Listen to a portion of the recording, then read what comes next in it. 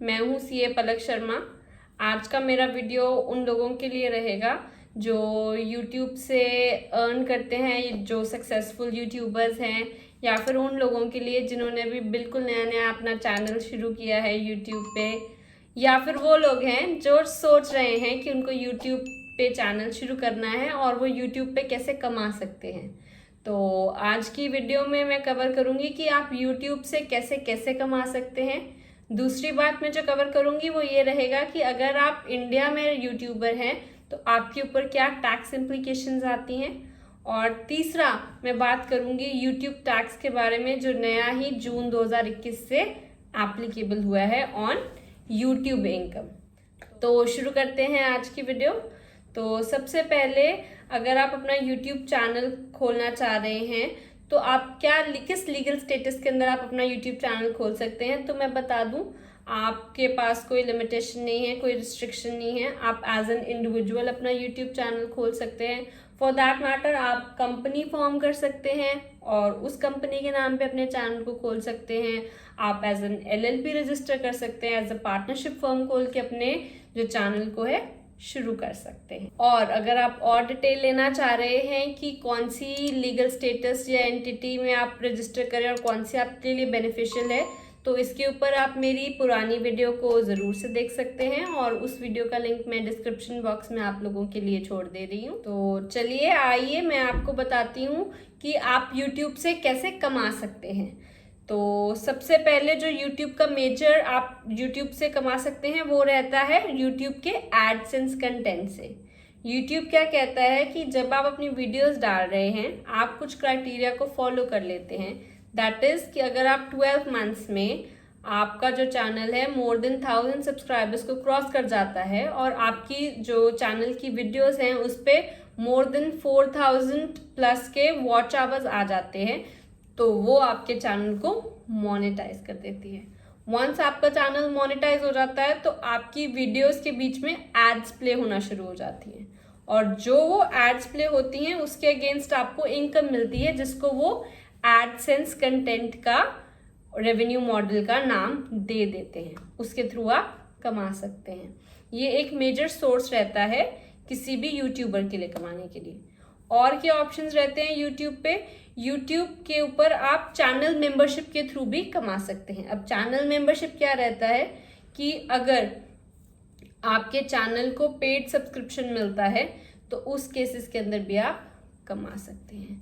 तीसरा जो ऑप्शन जो यूट्यूब देता है वो देता है मर्क शेल्फ मॉडल का। उसके अंदर क्या कहता है कि आप अपना एक शेल्फ बना सकते हैं। जो प्रोडक्ट्स आप बेचना चाह रहे हैं, मर्केंडाइज करना चाह रहे हैं, उनका एक शेल्फ बना सकते हैं अपने यूट्यूब पेज पे, यूट्यूब चैनल पे। Through out your videos play होता है और जो लोग उसके थ्रू आपकी चीज़ों को खरीदते हैं उसके ऊपर आपको रेवेन्यू मिल जाता है।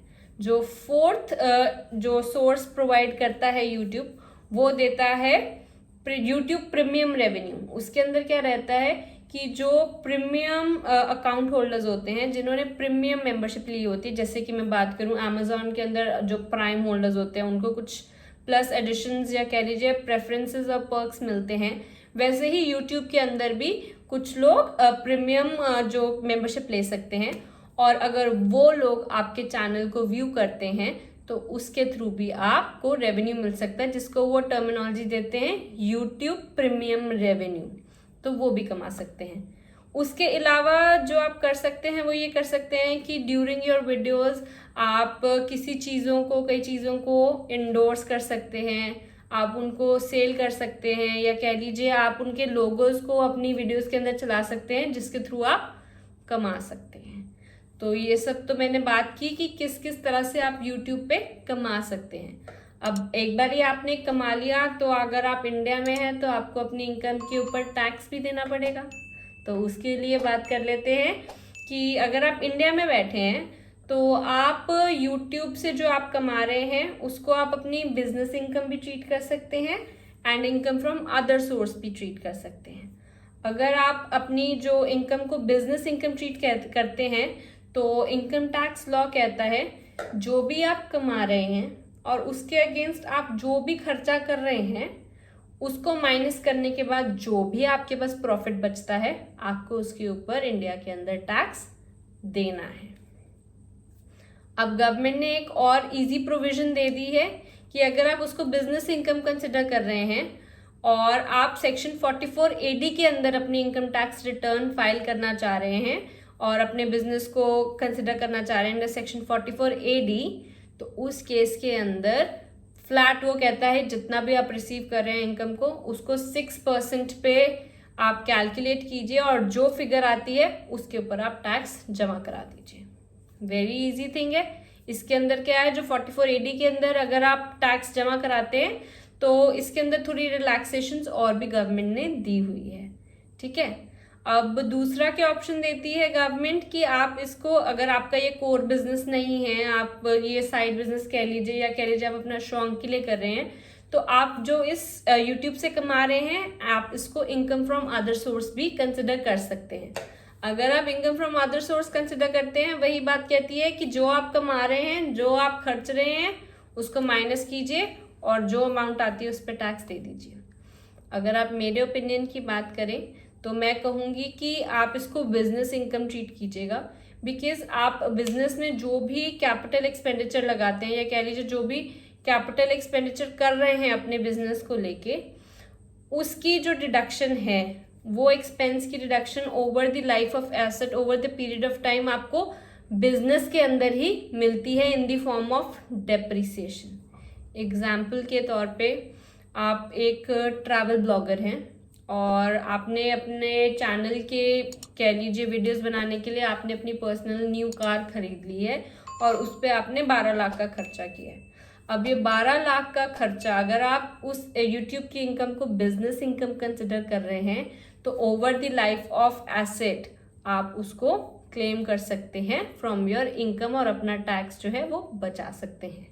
ठीक है, अब मैं बात करूंगी कि आपको टैक्स कितना देना है इस इनकम पे। ये तो बात की कि इनकम कैसे कैलकुलेट करनी है, तो गवर्नमेंट सिंपल कहती है कि आप जिस भी टैक्स ब्रैकेट के अंदर जिस भी टैक्स स्लैब में फॉल कर रहे हैं उसके हिसाब से टैक्स दे दीजिए। अगर आप एज एन LLP या कंपनी रजिस्टर्ड हैं तो 25%, 30% का फ्लैट आपको टैक्स देना है। अगर आप इंडिविजुअल हैं तो 0 से 2.5 लाख तक आपका जो आपको पता ही है कि एग्जम्पशन लिमिट रहती है, तो उसके ऊपर आपको टैक्स नहीं देना है। 2.5 लाख से उसके ऊपर जो भी आप स्लैब के अंदर फॉल करते हैं उसके हिसाब से आपको टैक्स दे देना है। तो ये थी टैक्स प्रोविजंस जो इंडिया में चलती आ रही हैं।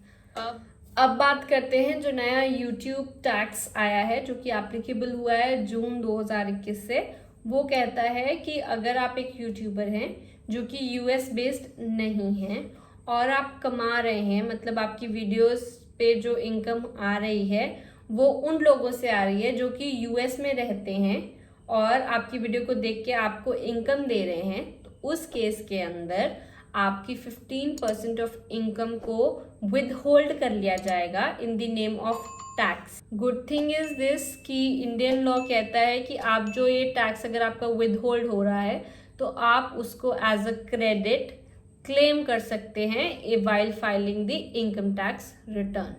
ठीक है, तो उसके बाद वो कहता है कि अगर आपका कुछ ऐसा रेवेन्यू है और आपका विद होल्ड टैक्स कटा है तो आपको ये इंफॉर्मेशन को फर्निश करना है to the government in form number W8BEN। ये एक नेसेसरी स्टेप है जो आपको करना है।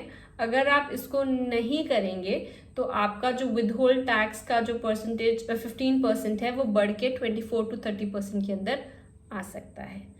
तो मैं कहना चाहूँगी कि अगर आप यूट्यूबर हैं और अगर आप सोच रहे हैं ऐसा कुछ बिजनेस मॉडल रन करने के लिए, तो प्लीज़ फॉलो कीजिएगा गाइडलाइंस को, टैक्स को पे कीजिएगा, ऐसे ही कमाते रहिएगा।